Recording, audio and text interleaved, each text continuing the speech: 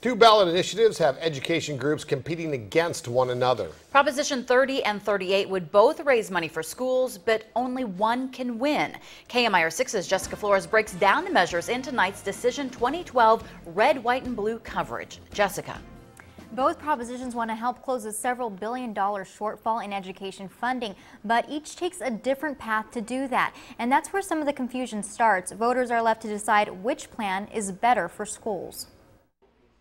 Two rival education propositions raise taxes to pump funds into schools. Proposition 30, backed by Governor Brown and teachers unions, and Proposition 38, funded by Molly Munger, a civil rights attorney, and the California PTA. But voters can only pass one. If they were both to pass, the one that has the most vote would take precedent. Officials at Palm Springs Unified School District say one of the measures needs to pass just to keep funding levels where they are now. What we do know is that the Proposition 30, if that fails, would be an immediate trigger reduction to schools. If Prop 38 fails, we anticipate having a trigger reduction as well. Here's how the measures stack up. Proposition 30 would use new tax revenue to stop a $5.4 billion cut to schools. The funding could be used for any educational purpose, and it would also help fund local government and public safety. Proposition 38 would bring schools about $6 billion annually,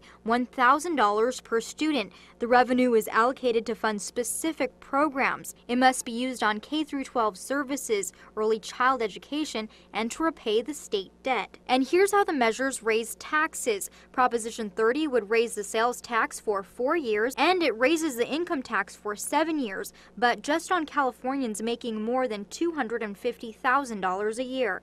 Proposition 38 raises taxes on most Californians for 12 years. Even if one passes, the districts still face tight budgets. The best that we can hope for is ongoing funding at today's level.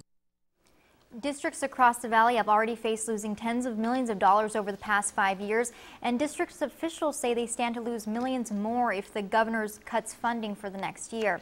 At Palm Springs Unified, officials tell me they'll be gutted $10 million more if the trigger cuts go into effect. Back to you. All right, thanks, Jessica.